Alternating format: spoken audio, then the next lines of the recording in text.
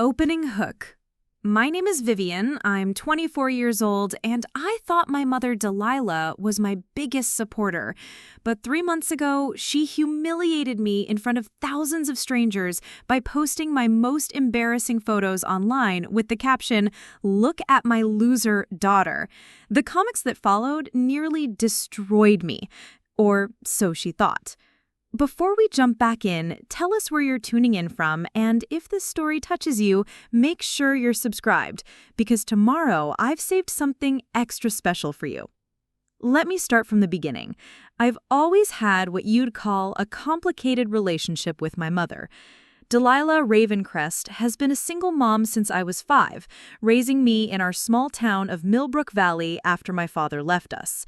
She worked 2 jobs, one as a receptionist at the local dental office during the day and cleaning offices at night to keep us afloat. Growing up, I was what most people would call an awkward kid. I was overweight, had thick glasses, braces that seemed to last forever, and the worst case of teenage acne you could imagine. I wasn't athletic, I wasn't popular, and I definitely wasn't what anyone would call conventionally attractive. But despite all of that, my mom always told me I was beautiful. She'd take pictures of me constantly at family gatherings, school events, even just random moments around the house. "You're gonna look back on these someday and smile," she'd always say, snapping another photo with her old digital camera. "These are the moments that matter, Vivian, not what anyone else thinks." I believed her. Even when kids at Millbrook Valley High School would make cruel jokes about my appearance, even when I felt like hiding from the world, my mom's words kept me going. She had this way of making me feel like I was the most important person in her universe. The photos she took during my teenage years were, well, let's just say they captured me at my absolute worst. There was the one from my 16th birthday party where I had a massive pimple right on my forehead and chocolate cake smeared all over my braces. Another from our family reunion where I was mid-sneeze looking absolutely ridiculous in a bright yellow dress that was way too tight. And then there was the series from my high school graduation party where I had attempted to curl my hair myself and ended up looking like I'd stuck my finger in an electrical socket. But here's the thing. Those photos were taken in private family moments. They were meant to be memories shared between us, not public displays. My mom kept them all in old photo albums and on her computer, and we'd sometimes laugh about them together. "Remember when you thought that hairstyle was a good idea?" she'd tease, and we'd both crack up. Preparing and narrating the story took us a lot of time, so if you are enjoying it, like this video, it means a lot to us. Now back to the story. After high school, I moved to the nearby city of Thornwick to attend college. It was about 2 hours away from Millbrook Valley. Close enough to visit regularly, but far enough that I could finally reinvent myself. And honestly, college was a complete transformation for me. I lost weight, learned how to do my makeup properly, got contact lenses, and finally grew into my features. By my junior year, I was completely different from the awkward teenager I'd been. I studied digital marketing and social media management, which might seem ironic given what happened later. I became really good at understanding online platforms, building personal brands, and managing social media presence. I even started my own small consulting business, helping local businesses in Thornwick improve their online marketing. During this time, my relationship with my mom remained close. I'd drive back to Millbrook Valley every few weeks to visit, and we'd talk on the phone constantly. She seemed genuinely proud of my transformation and my success in college. She'd brag to her friends about how her daughter was becoming a computer expert and was going to make it big in the city. After I graduated, I decided to stay in Thornwick and grow my business. Things were going really well. I had about 15 regular clients, and I was making decent money helping them with their websites, social media accounts, and online advertising. I had my own little apartment in downtown Thornwick, a reliable car, and for the first time in my life, I felt truly independent and confident. My mom seemed happy for me, but I started noticing some changes in her behavior. She'd make little comments about how I was getting too fancy for Millbrook Valley, or how I was forgetting where I came from. When I'd visit, she'd sometimes make remarks about my clothes being too expensive or my hair being too styled. I brushed it off, thinking she was just adjusting to me being an adult. But the real problem started about a year ago when my mom joined Facebook. The social media obsession. At 52, Delilah had never been interested in social media before. She barely knew how to use her smartphone beyond making calls and sending the occasional text message. But her sister, my Aunt Rosalind, had been encouraging her to join Facebook to keep up with family members who had moved away. All the family photos get shared there now. You're missing out on seeing your nephews grow up. So my mom created her Facebook account, and at first, everything seemed normal. She'd post occasional updates about her day, share pictures of her garden, and comment on family members' posts. She seemed to really enjoy connecting with old friends from high school and distant relatives. I posted that picture of my tomatoes 3 hours ago and only got 4 likes, she'd complain. But Rosalind's post about her cat got 23 likes in an hour. What am I doing wrong? I tried to explain to her that social media engagement wasn't a competition and that the number of likes didn't reflect her worth as a person. But she became increasingly frustrated and jealous of other people's posts getting more attention than hers. That's when she started asking me to help her create more interesting content. "You're the social media expert," she'd say. "Teach me how to get more likes like you do for your clients." I helped her improve her posts, better lighting for photos, more engaging captions, posting at optimal times. Her engagement did improve, and for a while, she seemed satisfied. But it was never enough. She became addicted to the validation of social media attention. The warning signs. About 6 months ago, I started noticing that my mom was becoming increasingly bitter about my success. When I'd tell her about landing a new client or achieving a milestone in my business, instead of celebrating with me, she'd make passive-aggressive comments. "Must be nice to have everything handed to you," she'd say. "Some of us had to work hard for everything we got." This confused me because nothing had been handed to me. I'd worked hard in college, built my business from nothing, and was supporting myself completely. But pointing this out only seemed to make her more resentful. She also started making comments about my appearance that felt more mean-spirited than the usual mother-daughter teasing we'd always shared. "You think you're so pretty now, but I remember when you looked like a disaster," she'd say, with a laugh that didn't reach her eyes. "Good thing I have the photos to prove it." At the time, I thought she was just going through a rough patch. Maybe she was feeling left behind as I built my adult life, or maybe she was struggling with getting older. I tried to be patient and understanding, but then came the comments about my social media presence. I had built up a modest following on Instagram and LinkedIn for my business. Nothing huge, maybe a few thousand followers combined. But my mom became fixated on this, constantly asking me about my follower count and engagement rates. "How many likes did that post get?" she'd ask every time I shared something business-related. "Why do you have so many more followers than me? It's not fair." I tried to explain that my followers were mostly professional contacts and potential clients, and that I'd spent years building that network. But she saw it as some kind of personal slight against her. The breaking point came 2 months before the incident. I had posted a professional headshot on LinkedIn to update my profile photo. It was a clean, polished image that I'd had taken by a professional photographer, the kind of photo you'd use for business cards or a company website. The photo got a lot of positive comments from colleagues and clients, which was exactly what I was hoping for from a professional networking perspective. But when my mom saw it, her reaction was completely unexpected. "Look at Miss Perfect over here," she commented on the photo publicly. "Hard to believe this is the same girl who used to look like she fell through a thrift store backwards." I was mortified. This was on my professional LinkedIn account, where my clients and colleagues could see everything. I quickly deleted her comment and called her, "Mom, you can't post things like that on my business accounts. That was really inappropriate." But instead of apologizing, she got defensive. I was just joking around. You're being too sensitive. I'm your mother. I can comment on your photos. That's when I realized something had fundamentally changed in our relationship. The supportive, loving mother who used to build me up had been replaced by someone who seemed to resent my success and want to tear me down.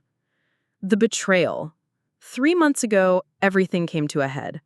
I had just landed my biggest client yet, a regional restaurant chain that wanted to manage their entire social media presence. It was a huge contract that would double my monthly income and really establish my business in the Thornwick market. I was so excited that I called my mom immediately to share the news. But her reaction was cold and dismissive. "Good for you," she said in a flat tone. "I'm sure they have no idea what you really looked like before you got all fancy." The comment stung, but I tried to brush it off. "Mom, why would you say something like that? I thought you'd be happy for me." "Oh, I'm happy," she said, but her voice said otherwise.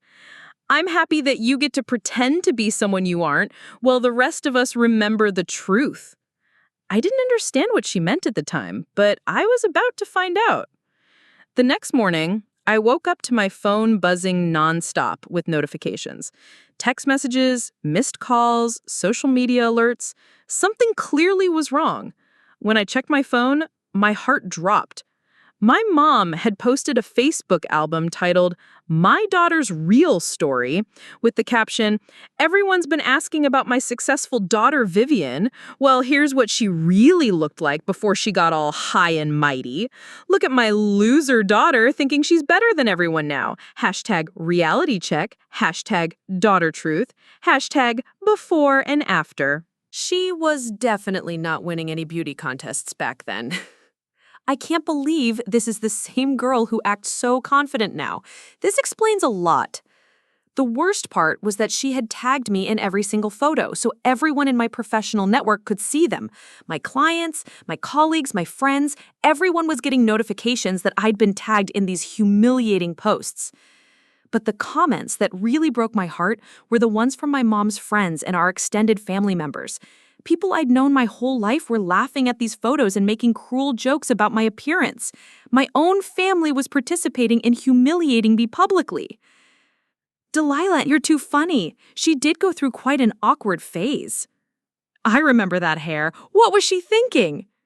Kids these days think they can reinvent themselves and forget where they came from. Good reality check.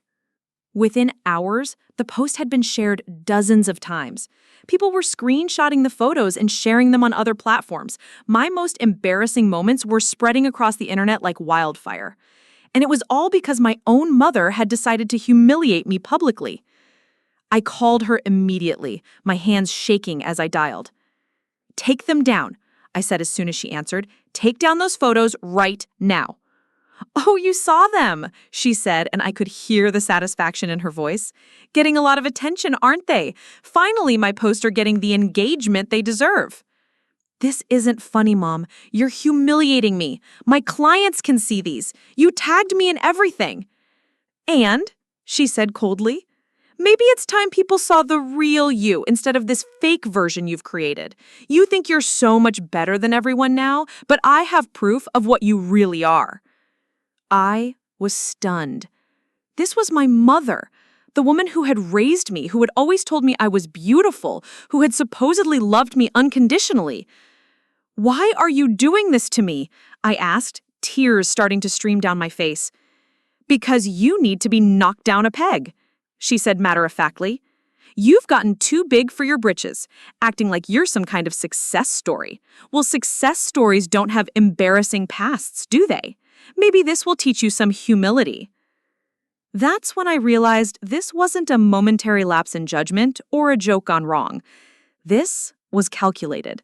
She had planned this attack, chosen the most humiliating photo she could find, crafted the caption to maximize damage, and timed it for maximum impact.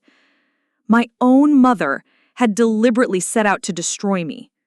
The immediate aftermath. The fallout was immediate and devastating. By noon, I had received calls from 3 of my clients asking about the photos. One of them, the restaurant chain I just signed, left a voicemail saying they needed to reassess our partnership in light of recent social media developments.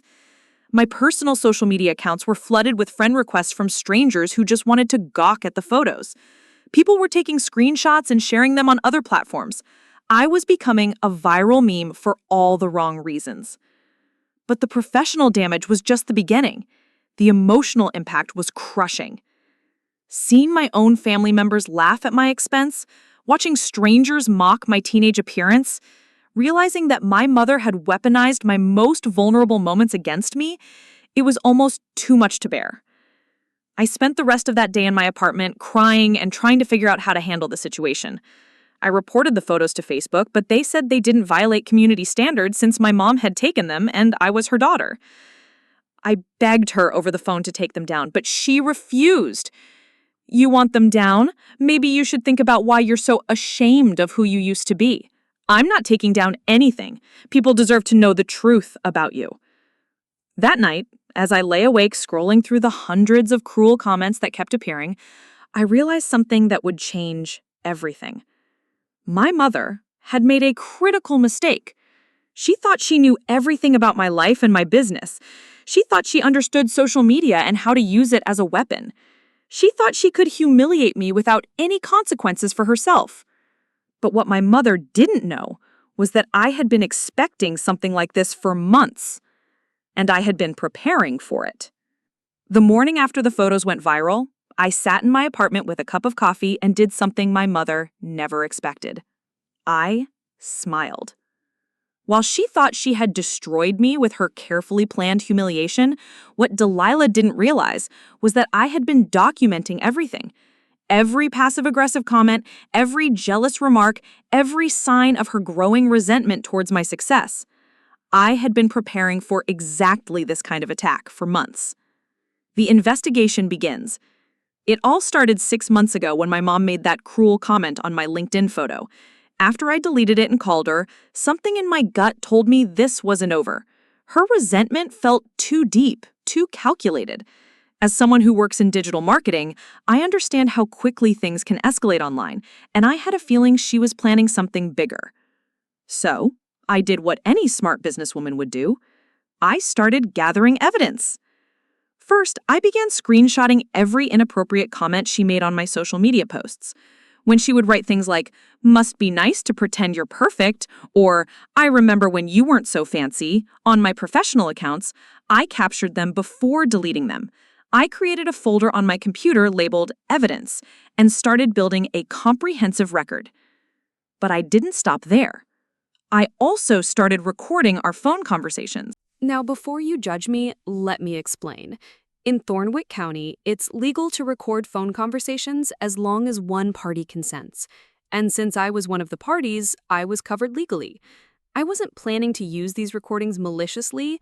I just had a feeling I might need proof of what she was really saying to me privately versus how she acted in public. Those recordings became pure gold. The smoking gun conversations. Over the past 6 months, I had captured dozens of phone calls where my mom revealed her true feelings about my success. In one particularly damning conversation from 2 months ago, she said, "You think you're so special now, but I have pictures that could knock you right back down to size. Maybe people need to see what you really looked like before you got all high and mighty." In another call, she actually outlined her plan. "I'm going to show everyone what you really are. All these people who think you're some kind of success story, they deserve to know the truth about how pathetic you used to be." But the most revealing conversation happened just 3 weeks before she posted the photos. She had called me after seeing that I had gained 500 new LinkedIn followers in a week due to a successful marketing campaign I'd run for a local hotel. "It's not fair," she said, her voice dripping with jealousy. "You get all this attention and praise, but nobody knows what you really looked like. You're basically lying to everyone about who you are." "Mom, I'm not lying about anything. I just grew up and learned how to take care of myself." "Well, maybe it's time people saw the real Vivian. I have plenty of photos that show exactly what kind of person you really are." The threat was clear, and I had it all on recording. Building the counter strategy. But gathering evidence of her threats wasn't enough. I needed to understand exactly what kind of damage she could do and how to minimize it. So I did something that probably saved my career. I hired a reputation management consultant. Jessica Hartwell runs a company called Phoenix Digital Reputation in Thornwick, and she specializes in helping people recover from online attacks and viral negative content. I approached her hypothetically at first, asking what someone should do if they were worried about embarrassing photos being released. The key, Jessica told me, is to get ahead of the story. If you know something damaging is coming, you can often minimize the impact by controlling the narrative yourself. So she explained a concept called narrative inoculation. Basically, if you tell your own story first, it's much harder for someone else to use that same story to hurt you. So I started subtly preparing my professional network for exactly this kind of attack. Planting the seeds. 3 months before my mom posted those photos, I began sharing carefully crafted content about personal growth and transformation on my professional social media accounts. I posted articles about overcoming childhood challenges, building confidence after being bullied, and the importance of supporting people through their awkward phases. I never directly mentioned my own experiences, but I was laying the groundwork for people to understand that everyone has an awkward past, and that growth should be celebrated, not mocked. I also started having casual conversations with my key clients about the importance of judging people based on their current abilities rather than their past appearances. During one meeting with the restaurant chain that would later become my biggest client, I mentioned that I had had some personal challenges growing up, but that they'd made me more empathetic in my work. I think people who've overcome adversity often make the best business partners, the owner, Mr. Richardson, had said. They understand struggle and they don't take success for granted. Perfect. I was building a foundation of support without anyone realizing it. The social media trap. But my most brilliant move was something I'm actually proud of from a strategic standpoint. I created a fake Facebook account. Using the name Patricia Meadows and a stock photo of a middle-aged woman, I befriended my mother on Facebook and started encouraging her worst impulses.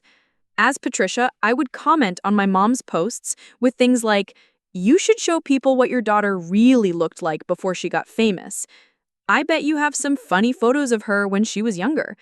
These successful young people need to be humbled sometimes. They forget where they came from. I was basically egging her on, getting her more and more worked up about the idea of exposing me. And through Patricia's conversations with her, I learned exactly when she was planning to post the photos, what caption she was going to use, and which photos she had selected. She told Patricia everything, thinking she was confiding in a supportive friend who shared her resentment towards successful young people. The real preparation. Armed with this inside information, I spent the week before her planned attack preparing a comprehensive response strategy. First, I reached out to all my key clients and gave them a heads up that someone might try to damage my reputation online. I framed it as a potential attack from a disgruntled competitor, rather than revealing it was my own mother. I told them, "I wanted you to know that my business has been growing rapidly, and sometimes that creates jealousy in the industry. If you see any negative content about me online, please know that I'm handling it professionally and it won't affect my work for you." Most of them appreciated the transparency and professionalism. Next, I prepared what Jessica called a response packet, a comprehensive statement explaining my side of the story, testimonials from clients about my professionalism, and a clear action plan for moving forward. But my most important preparation was emotional. I spent time in therapy working through my feelings about those old photos and my relationship with my mother. By the time she posted them, I had already processed the shame and embarrassment. I had reframed those awkward teenage years as part of my growth story, rather than something to hide from. The moment of truth. So when I woke up that morning to find my phone buzzing with notifications, I wasn't devastated, I was ready. While my mom thought she was destroying me, I was actually watching her walk straight into a trap I had spent months setting. The first thing I did was check the analytics on her post. Facebook's algorithms had pushed it to a lot of people because of the high engagement. Even negative engagement boosts reach. But I could see exactly who was seeing it and how they were responding. Then I opened the folder on my computer labeled Evidence and reviewed everything I had collected. Screenshots of her threatening comments on my professional posts, audio recordings of her explicitly planning this attack, documentation of her growing resentment and jealousy, evidence of her researching how to humiliate someone online, screenshots of her conversations with fake Patricia where she detailed her plan. I had everything I needed to completely destroy her credibility and turn this situation to my advantage. The counterattack begins. While my mom was probably sitting at home refreshing her Facebook page and enjoying all the attention her post was getting, I was implementing a response strategy she never saw coming. First, I activated what I call the professional shield. I sent a carefully crafted email to all my clients explaining that a family member was struggling with mental health issues and had posted some old photos without permission. I framed it as a sad situation requiring compassion rather than a crisis requiring damage control. I want to address something directly, my email began. A family member going through personal difficulties has shared some old photos of me from my teenage years. While I wish this private matter hadn't become public, I believe in transparency with my clients. These photos represent a time in my life when I was still growing into who I am today, and I'm proud of the journey I've taken since then. The response was overwhelmingly supportive. Client after client replied with messages like, "We all have awkward teenage photos. This doesn't change our opinion of your professionalism at all. Thank you for your transparency. It shows real character to handle this situation so professionally. Anyone who judges you for how you looked as a teenager clearly doesn't understand what business is about." But the emails were just the beginning. The evidence dump. That afternoon, I did something my mother never expected. I called her. "Congratulations," I said when she answered. "Your post is getting a lot of attention." "It is, isn't it?" she said, and I could hear the satisfaction in her voice. "Maybe now people will see the real you." "Oh, I think people are about to see a lot of real things," I replied calmly. "By the way, did you know that threatening someone online and deliberately trying to damage their business reputation is considered cyberbullying under Thornwick County law?" There was silence on the other end. "What do you mean?" she asked, and for the first time I heard uncertainty in her voice. "I mean, I have recordings of every conversation where you threatened to knock me down with embarrassing photos. I have screenshots of every nasty comment you've made on my professional accounts. I have documentation of your plan to humiliate me, including your conversations with Patricia Meadows." More silence. "Who's Patricia Meadows?" she asked weakly. "That would be me, Mom. Patricia Meadows is a fake account I created to get you to confess your entire plan. Did you really think someone you'd never met would just happen to share your exact feelings about your daughter? You told Patricia everything. The photos you were planning to use, the caption you were going to write, even the timing of when you'd post it." I could hear her sharp intake of breath. "You've been planning this attack for months, and I have proof of all of it. Audio recordings, screenshots, digital evidence that you deliberately set out to destroy my business and reputation. In fact, I have so much evidence that I've already consulted with a lawyer about filing charges for cyberbullying and intentional interference with business relationships." "You're lying," she said, but her voice was shaking. "Am I? Let me play you something." I held the phone up to my computer speakers and played back one of our recorded conversations from last month. "Maybe it's time people saw the real Vivian. I have plenty of photos that show exactly what kind of person you really are." When her own voice finished playing, the line was completely quiet. "So, here's what's going to happen," I said calmly. "You're going to take down that post and apologize publicly for posting private family photos without permission. Or I'm going to release all of this evidence and show everyone what kind of mother deliberately tries to destroy her own daughter's career out of jealousy." "You can't do that," she whispered. "Actually, I can, and I will. The choice is yours, Mom. You can end this now and try to salvage what's left of your relationship with your family, or you can see what it feels like when someone who actually understands social media decides to destroy your reputation." But I wasn't done yet. The best part of my plan was still to come. The masterstroke. "Oh, and one more thing," I added before she could respond. "You should probably check your own Facebook notifications. You might find them interesting." What my mom didn't know was that while she had been busy humiliating me, I had been using my expertise in social media to research her online activity. And what I found was absolutely damning. Over the past year, as she had become more active on Facebook, my mom had been making some very revealing comments on other people's posts, comments that showed exactly the kind of person she really was. She had mocked other people's children in family photos. She had made cruel jokes about her friends' appearances. She had even bullied some of her former high school classmates who had posted reunion photos, making nasty comments about how they had aged. Using my real account and several professional contacts, I had systematically screenshotted every cruel comment she had ever made about other people's appearances, and then I did something beautiful. I tagged all of those people in a post explaining what had happened to me.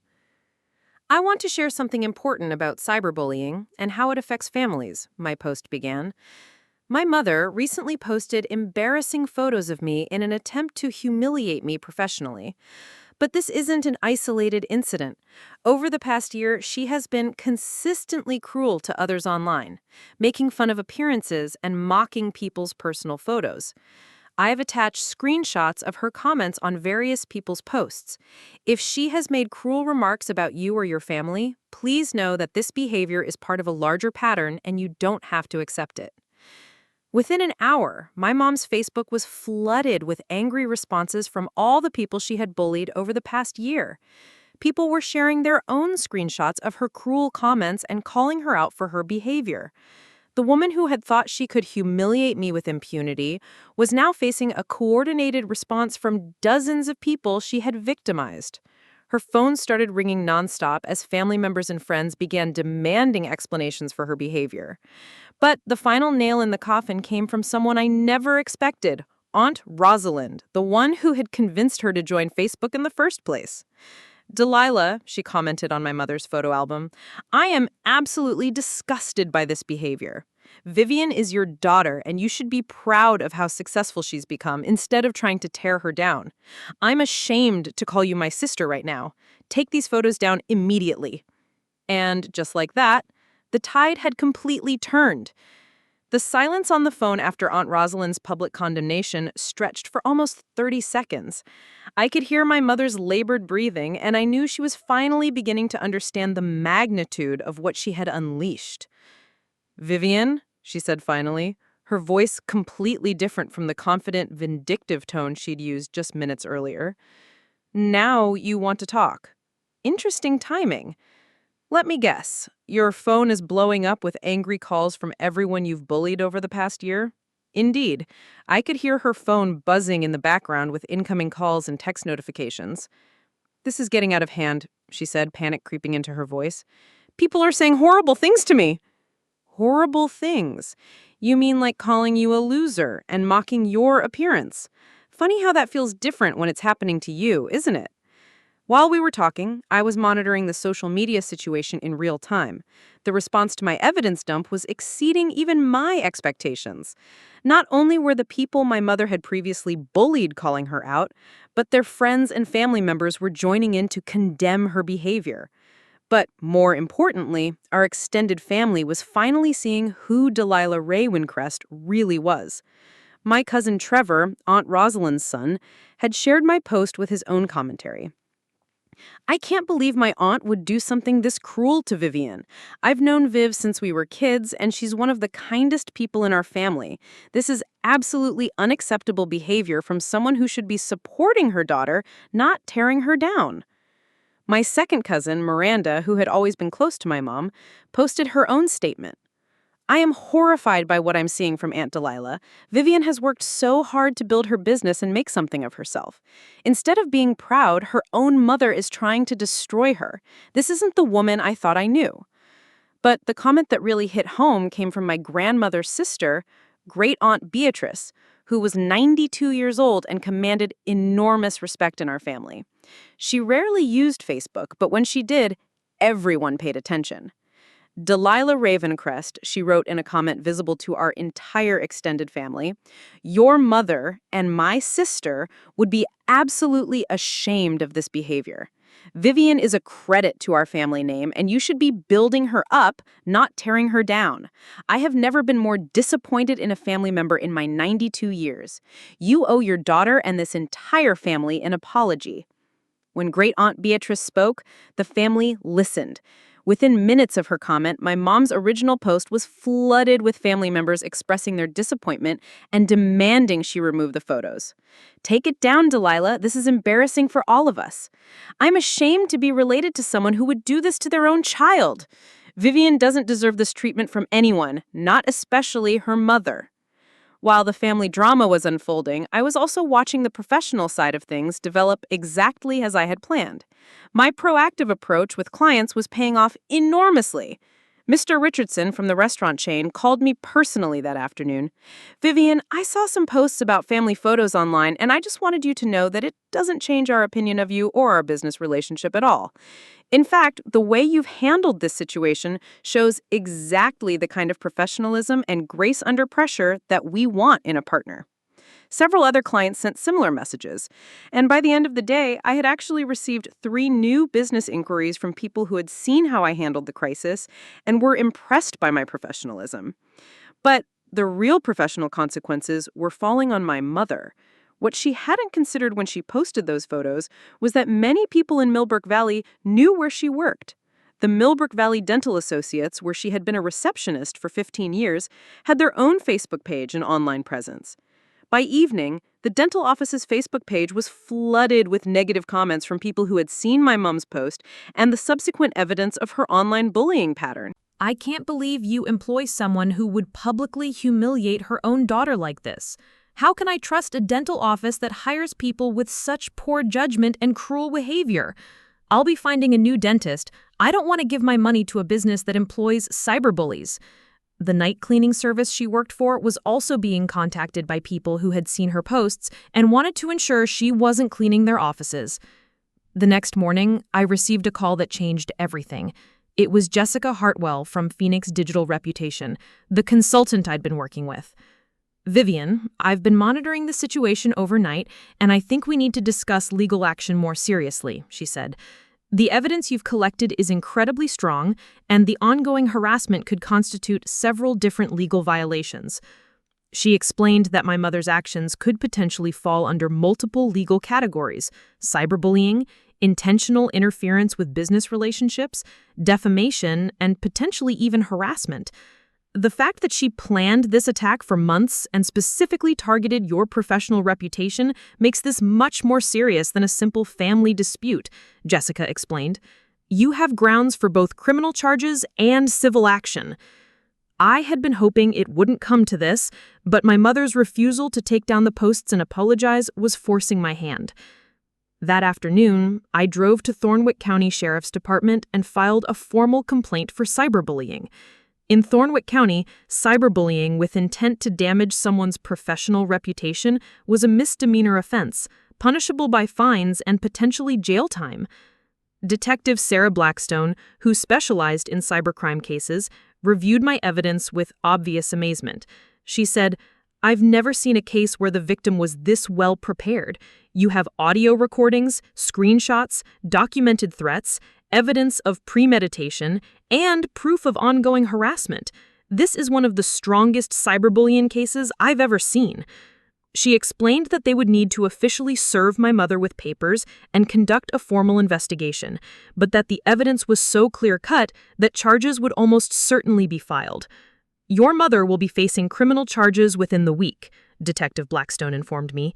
"She'll need to appear in court, and if convicted, she could face up to 6 months in jail and significant fines." Word travels fast in small towns, and by the next day, everyone in Millbrook Valley had heard about the situation. But the community response wasn't what my mother had expected when she decided to publicly humiliate me. Instead of people joining in to mock my teenage photos, the community was rallying around me and condemning her behavior. The local newspaper, the Millbrook Valley Gazette, even ran a story about the situation. The headline read, "Local mother faces criminal charges for cyberbullying own daughter."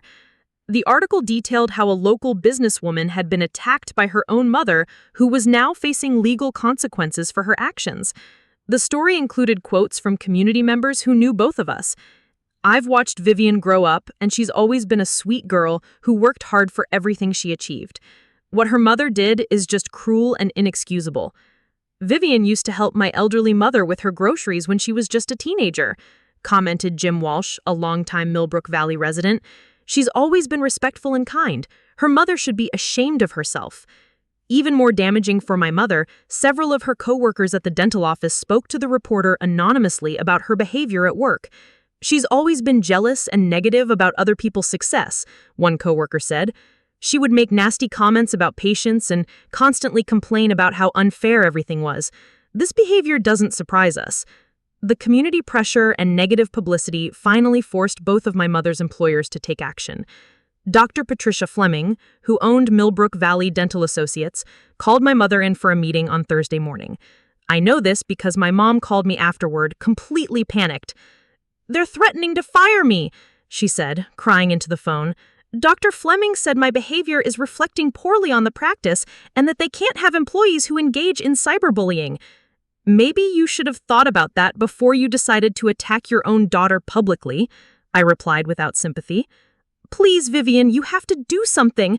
Tell them this was just a family disagreement. I'll lose my job if you don't help me." "Why would I help you?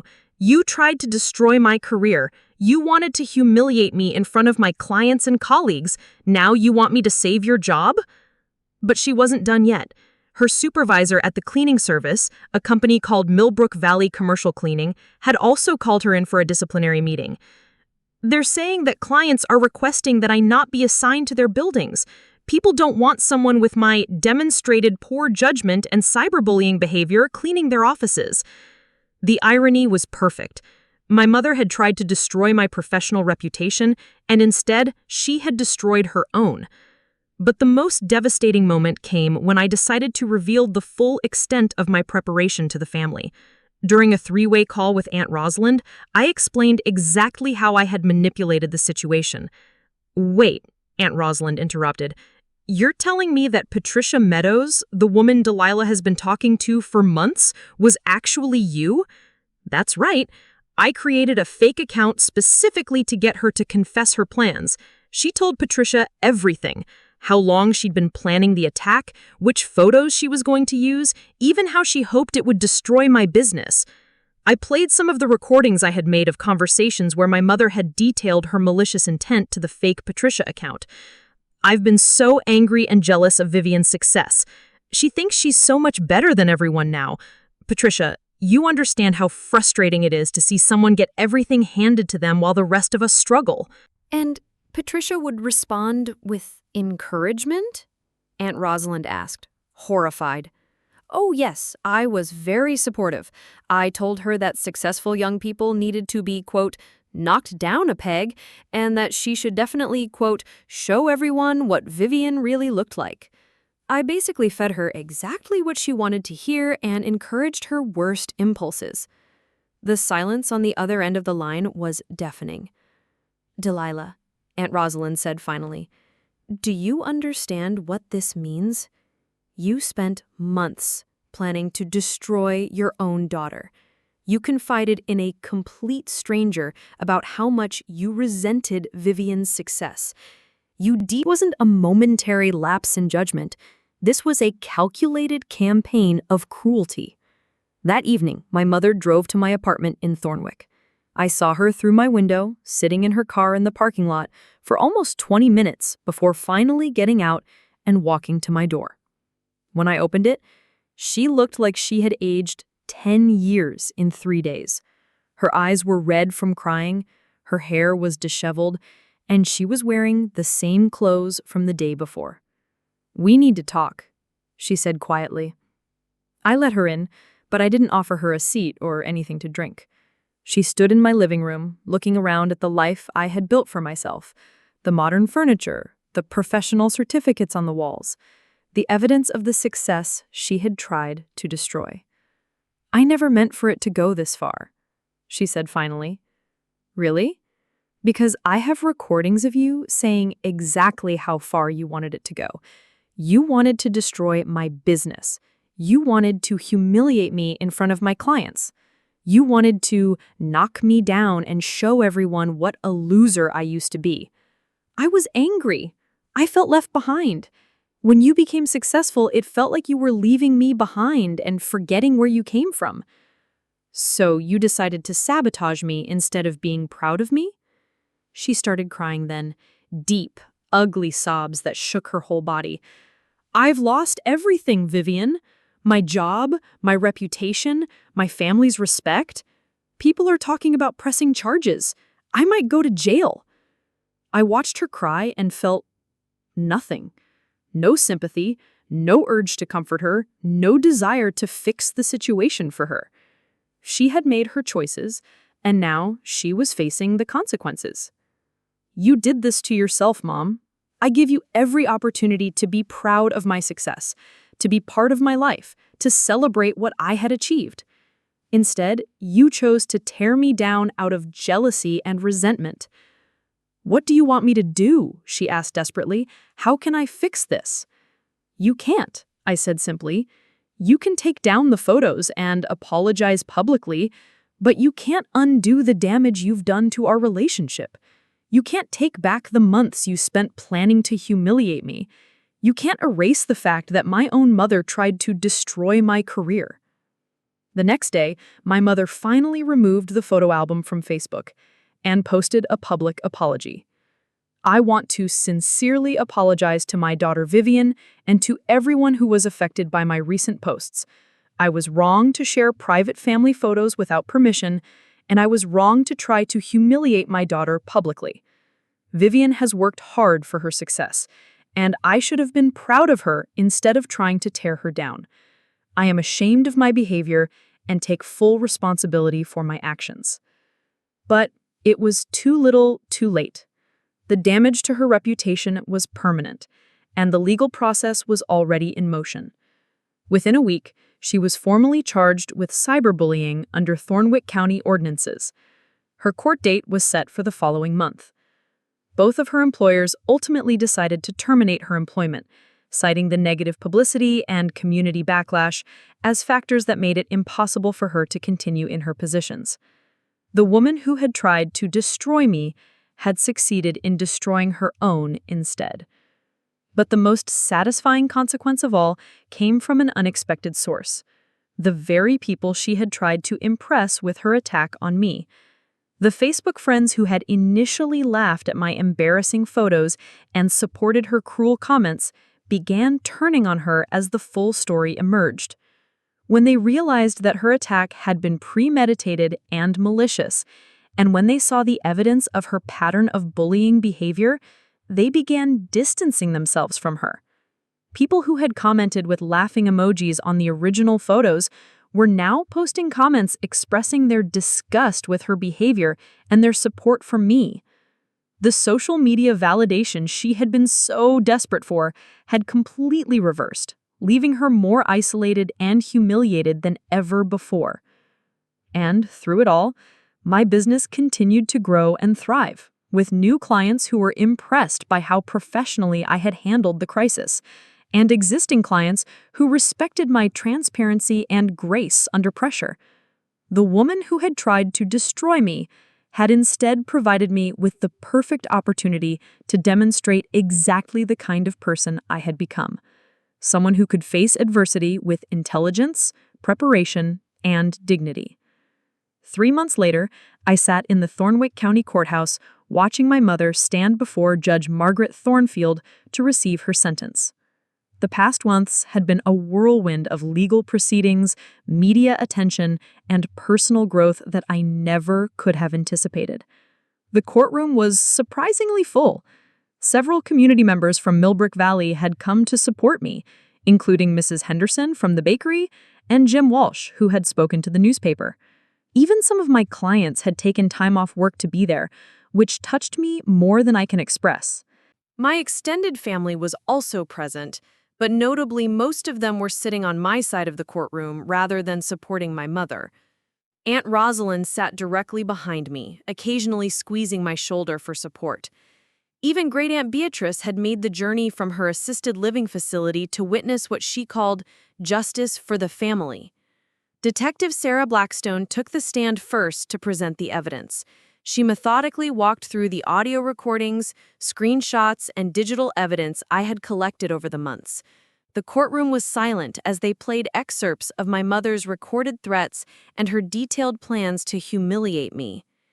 In my 15 years investigating cybercrime, Detective Blackstone testified, I have never seen a case with such clear premeditation and malicious intent. The defendant spent months planning this attack, created detailed strategies to maximize damage to her daughter's professional reputation, and showed no remorse when confronted with the harm she was causing. The prosecutor, Assistant District Attorney Rebecca Martinez, painted a clear picture of a calculated campaign of harassment designed to destroy my livelihood out of pure jealousy and resentment. This wasn't a family dispute that got out of hand, she told the court. This was a deliberate attempt by a mother to sabotage her own daughter's success because she couldn't handle seeing her child thrive. The defendant used intimate family photos as weapons, weaponized social media to cause maximum humiliation, and showed a pattern of bullying behavior that extended far beyond this single incident. When it came time for my mother's defense attorney to speak, there wasn't much he could say. The evidence was overwhelming, and my mother had already pleaded guilty to charges of cyberbullying and intentional interference with business relationships. Her lawyer, a tired-looking public defender named Robert Hayes, could only argue for leniency based on her lack of prior criminal history and claim that she was going through a difficult emotional period. Ms. Ravencrest deeply regrets her actions, he said. She was struggling with feelings of abandonment as her daughter became successful and moved away from home. While her actions were inexcusable, she asks the court to consider that this behavior was completely out of character for her. I almost laughed at that statement, given the extensive evidence of her online bullying behavior toward others, but I maintained my composure. When Judge Thornfield asked if I wanted to make a victim impact statement, I stood and approached the podium. I had spent weeks preparing what I wanted to say, and I had decided to focus not just on the harm that had been done, but on the broader implications of her actions. Your Honor, what my mother did to me was more than just posting embarrassing photos. She violated the trust between a parent and child in the most public way possible. She weaponized my most vulnerable moments and tried to use them to destroy the life I had worked so hard to build. But perhaps more importantly, her actions represent a troubling trend in our society where people use social media as a weapon to harm others when they feel jealous or resentful. My mother spent months planning this attack, documenting her strategies and encouraging herself to inflict maximum damage on her own daughter. The impact on my life has been significant. I've had to invest thousands of dollars in reputation management and legal fees. I've had to explain this situation to clients and colleagues repeatedly. I've had to rebuild trust with family members who initially believed her version of events. But the emotional impact has been even greater. I will never again be able to trust my mother with personal information. I will never again feel safe sharing my vulnerabilities with the person who should have been my greatest protector and supporter. She has fundamentally altered our relationship in ways that can never be repaired. However, I want the court to know that I have not been defeated by her actions. Instead, they have shown me my own strength and resilience. They have revealed the incredible support system I have in my chosen family of friends, colleagues, and extended relatives. They have demonstrated that success built on hard work and integrity cannot be destroyed by someone else's jealousy and malice. I ask the court to impose a sentence that reflects the seriousness of these crimes and sends a clear message that cyberbullying, even by family members, will not be tolerated in our community. The sentence. Judge Thornfield deliberated for nearly an hour before returning to deliver the sentence. When she spoke, her words were measured and firm. Ms. Ravencrest, I have reviewed all the evidence in this case, and I am deeply disturbed by what I have seen. The premeditated nature of your actions, the calculated cruelty you displayed toward your own daughter, and your complete lack of remorse until you faced legal consequences demonstrate a serious lack of judgment and moral character. Cyberbullying is a serious crime that can have devastating consequences for victims. When that bullying comes from a family member, someone who should be providing love and support, it becomes even more heinous. You are hereby sentenced to 6 months in county jail with the possibility of work release after 2 months if you complete a court-mandated anger management and family therapy program. You will also pay $5,000 in restitution to cover your daughter's legal and reputation management costs, and you will serve 200 hours of community service specifically focused on cyberbullying prevention education. Additionally, you are prohibited from posting any content about your daughter on social media for a period of 2 years, and you must complete a digital literacy course to better understand the consequences of online behavior. I watched my mother's face crumble as the reality of her sentence hit her. 6 months in jail, thousands of dollars in fines and restitution, and a criminal record that would follow her for the rest of her life. As the bailiff let her away, she looked back at me with an expression I couldn't quite read, part regret, part desperation, part something that might have been pride in how well I had handled the entire situation. The months following the trial brought unexpected opportunities and growth. The media attention around the case had actually generated significant positive publicity for my business. Articles about how professionally I had handled the crisis appeared in several business publications, and I was invited to speak at conferences about reputation management and crisis communication. My client base expanded dramatically. The restaurant chain that had initially been concerned about the controversy became one of my biggest advocates, referring multiple other businesses to me and even featuring me in their own marketing as an example of the kind of professional partners they choose to work with. But more importantly, I attracted clients who specifically wanted to work with someone who had proven they could handle adversity with grace and intelligence. My business grew from 15 clients to over 40 within 6 months, and I had to hire 2 additional employees to handle the workload. I also launched a new service line focused on helping individuals and businesses prepare for and respond to online reputation attacks. Drawing from my own experience, I created comprehensive crisis management packages that included threat assessment, evidence collection, response strategy development, and post-crisis reputation rebuilding. The irony wasn't lost on me. My mother's attempt to destroy my career had actually made me more successful and in demand than ever before. The case had broader implications for Millbrook Valley and the surrounding communities. The local school district invited me to speak to parents and students about cyberbullying and its consequences. I developed a presentation that used my experience as a case study in how online harassment can escalate and the legal ramifications that can follow. Cyberbullying isn't just kids being mean to each other online. It's a serious crime that can involve adults, family members, and even parents targeting their own children. The anonymity and distance of the internet can make people feel like their actions don't have real consequences, but as my case demonstrates, they absolutely do. The Millbrook Valley Gazette ran a follow-up series about the impact of social media on family relationships, using our situation as a starting point for broader discussions about how technology was changing family dynamics and community standards. Several other people in the community came forward to share their own experiences with online harassment, creating a support network for victims and raising awareness about the prevalence of these issues. The impact on our extended family was significant and lasting. Many relatives who had initially remained neutral or even supportive of my mother's position ultimately came to understand the full scope of her actions and the calculated nature of her attack.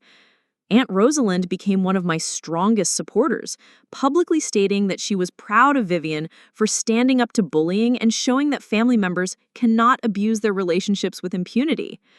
Great Aunt Beatrice, despite her advanced age, became an unexpected advocate for digital literacy among seniors. She started a program at her assisted living facility to teach elderly residents about responsible social media use and the potential consequences of online behavior. At 92, I may not understand all this computer stuff, but I understand right from wrong. What Delilah did was wrong, and Vivian handled it exactly right. Several cousins and other relatives reached out to apologize for not immediately recognizing the severity of the situation or for initially supporting my mother's version of events. But perhaps most surprisingly, some family members began sharing their own stories of times when my mother had been cruel or manipulative toward them. Her pattern of jealousy and resentment toward others' success, it turned out, had been evident for years, but family loyalty had prevented people from addressing it directly. I always knew Aunt Delilah could be mean when she was jealous, my cousin Trevor admitted, but I never thought she would actually try to destroy someone's career over it. I'm sorry I didn't warn you that she was capable of something like this. About 4 months after the trial, I received a call that would change my career trajectory in ways I never anticipated. Dr. Amanda Sterling, a professor of digital communication at Thornwick University, had been following my case and wanted to discuss a potential collaboration. She explained during our first meeting, "I've been researching the intersection of family dynamics and digital harassment for my upcoming book. Your case represents one of the most well-documented examples of calculated familial cyberbullying I've encountered. Would you be interested in co-authoring a chapter about your experience and the strategies you use to protect yourself and fight back?" The opportunity to contribute to academic research about cyberbullying and digital self-defense was incredibly appealing. Dr. Sterling and I spent the next several months working together to document not just what happened, but the specific strategies and techniques I used to prepare for and respond to the attack. Our chapter, titled "When Family Becomes the Enemy: Strategic Defense Against Intimate Cyberbullying," was eventually published in a book called Digital Harm: Understanding and Combating Online Abuse. The publication led to speaking opportunities at universities and professional conferences across the region. I also received an offer from a major social media platform to consult on their policies regarding harassment and bullying, specifically around cases involving family members and intimate relationships. Perhaps the most significant change wasn't in my business or public profile, but in my personal development. The experience had forced me to examine my relationships, my boundaries, and my own strength in ways I never had before. I started working with a therapist, Dr. Rachel Morrison, to process the complex emotions surrounding my mother's betrayal and my own response to it. Through our sessions, I came to understand that my ability to prepare for and respond to my mother's attack hadn't just been strategic, it had been a form of self-protection based on unconscious recognition of patterns in our relationship. Your hypervigilance and preparation weren't paranoia. They were adaptive responses to living with someone who had demonstrated manipulative and destructive tendencies over time. You learned to protect yourself because, on some level, you knew you needed to. The therapy also helped me work through complicated feelings about my success in turning the situation to my advantage. While I was proud of how I had handled everything, I sometimes felt guilty about the extent to which my mother's downfall had contributed to my own rise. It's natural to feel conflicted about benefiting from a situation that caused someone else to suffer, Dr. Morrison told me. But it's important to remember that you didn't create this situation.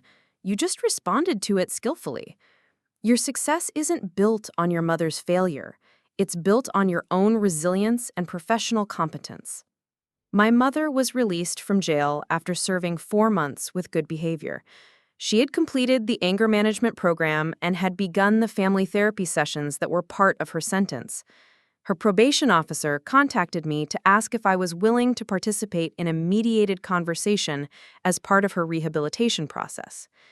I agreed to meet with her once, in the presence of a trained mediator, Not because I was ready to forgive or reconcile, but because I wanted to clearly establish boundaries for any future contact. The meeting took place in a sterile conference room at the county probation office. My mother looked older and thinner than I remembered, and there was a defeated quality to her posture that I had never seen before. "Vivian," she began, "I know there's nothing I can say that will undo what I did to you. I know I destroyed our relationship and hurt you in ways that can't be fixed." I listened without interrupting as she continued. "I've spent the last 4 months in jail thinking about what drove me to do something so cruel to my own daughter. The counselors have helped me understand that I was dealing with my own feelings of inadequacy and failure by trying to tear you down instead of building myself up." She paused, tears starting to flow. "I was so proud of you, but I was also so jealous. Watching you succeed made me feel like more of a failure, and instead of working on myself, I decided to try to make you fail too. It was wrong, it was cruel, and it was the worst thing I've ever done." When she finished, I took a deep breath and gave her the response I had been preparing for months. "Mom, I appreciate your apology, and I hope the therapy continues to help you understand why you made the choices you made.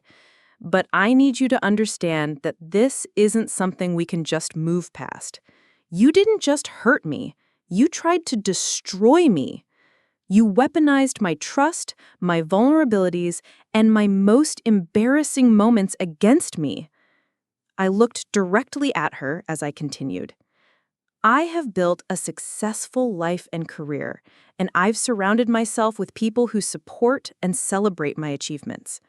I don't have room in that life for someone who would try to tear me down out of jealousy, even if that person is my mother."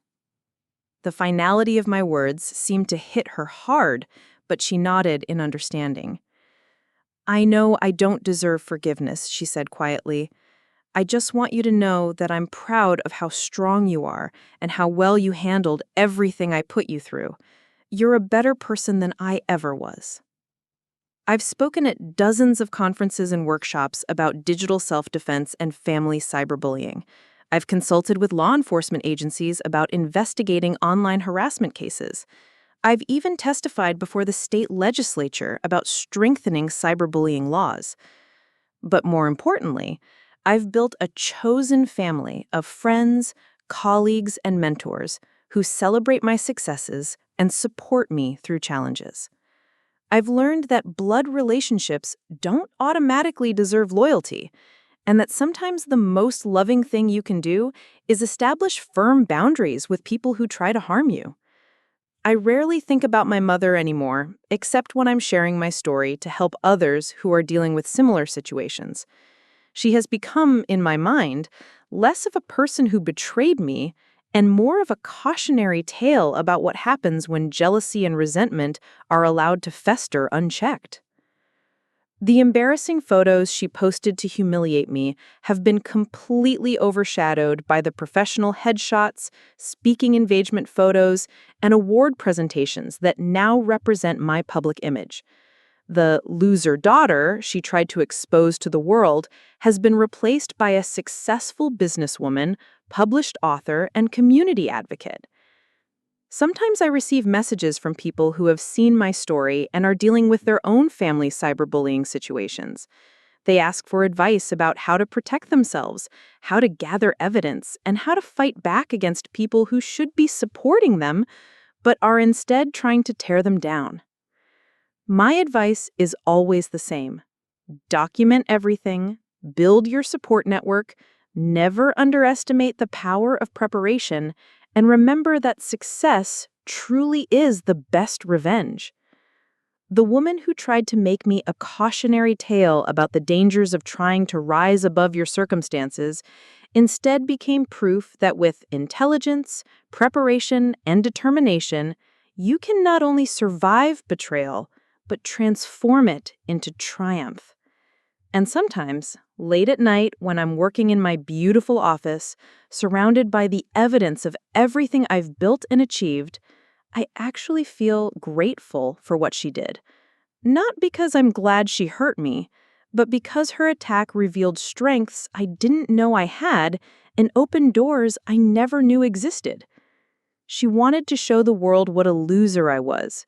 Instead, she gave me the opportunity to show them what a winner looks like.